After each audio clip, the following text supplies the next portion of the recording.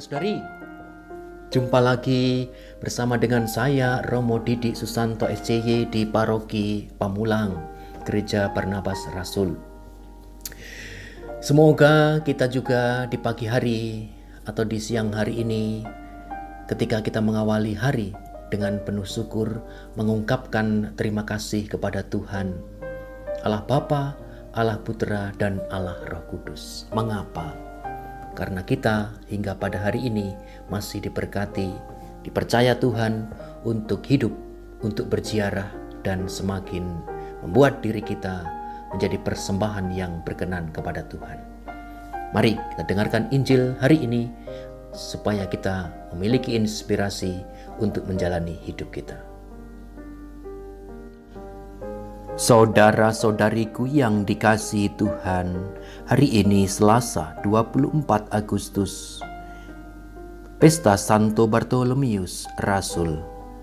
Kita akan mendengarkan Injil suci menurut Yohanes bab 1 ayat 45 sampai dengan 51. Sekali peristiwa, Filipus bertemu dengan Natanael dan berkata kepadanya, "Kami telah menemukan Dia yang disebut oleh Musa dalam kitab Taurat dan oleh para nabi, yaitu Yesus anak Yusuf dari Nazaret." Kata Natanael kepadanya, "Mungkinkah sesuatu yang baik datang dari Nazaret?" Kata Filipus kepadanya, "Mari dan lihatlah."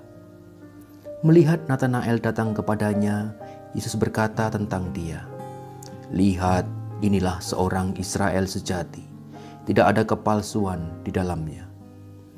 Kata Natanael kepada Yesus, "Bagaimana engkau mengenal aku?" Jawab Yesus kepadanya, "Sebelum Filipus memanggil engkau, aku telah melihat engkau di bawah pohon ara." Kata Natanael kepadanya, "Rabi, engkau anak Allah, engkau Raja orang Israel." Yesus menjawab katanya, "Karena aku berkata kepadamu, aku melihat engkau di bawah pohon ara, maka engkau percaya? Hal-hal yang lebih besar daripada itu akan engkau lihat." Lalu kata Yesus kepadanya, "Aku berkata kepadamu, sesungguhnya engkau akan melihat langit terbuka dan malaikat-malaikat Allah turun naik kepada Anak Manusia." Demikianlah sabda Tuhan. Terpujilah Kristus.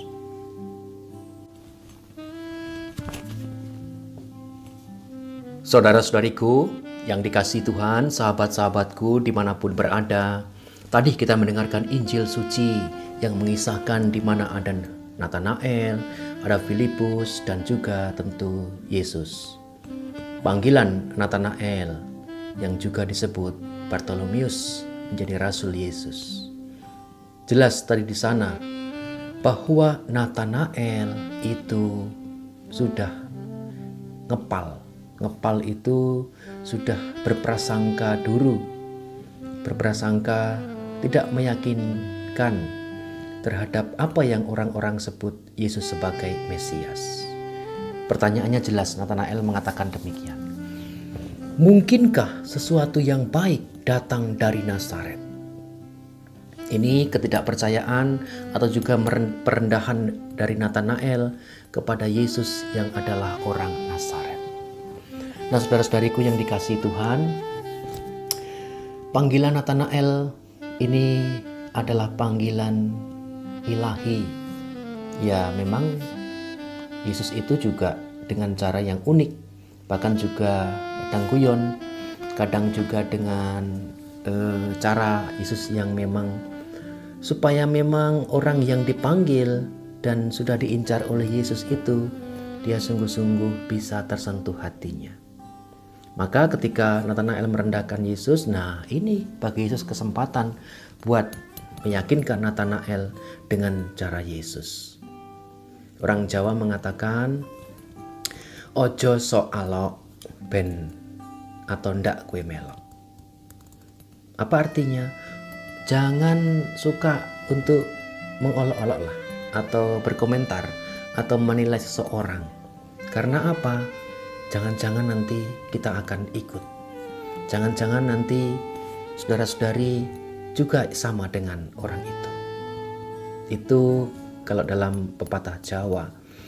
Dan juga dalam panggilan si Natanael ini, ternyata Natanael ketika sudah tersentuh hatinya, dia meninggalkan kesombongan. Dia meninggalkan diri dan segala keangkuhannya. Dia meninggalkan diri dengan segala kelemahan manusiawinya dan mengikuti Yesus. Ini yang paling penting.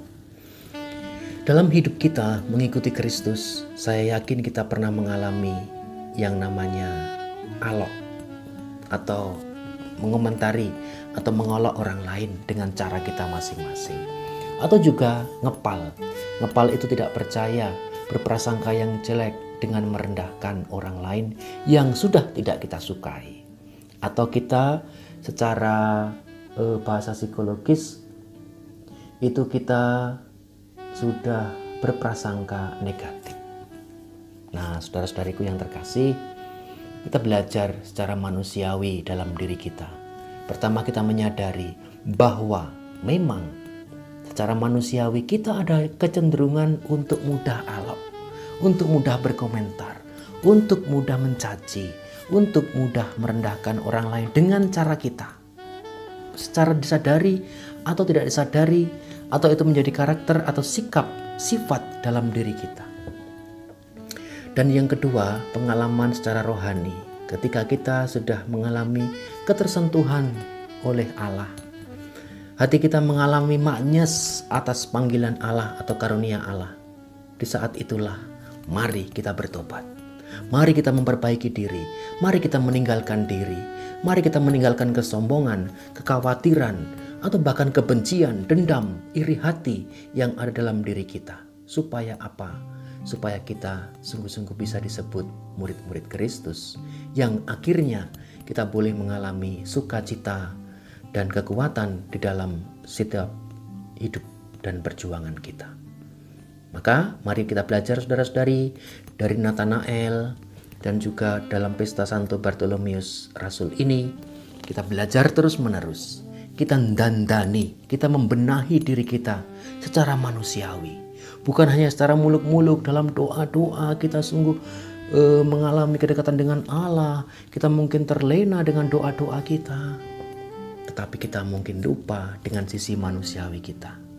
Setelah kita berdoa tentang Tuhan Allah, kita berjumpa dengan saudara kita yang tidak kita sukai. Kita sudah merendahkan. Kita sudah berpikir negatif.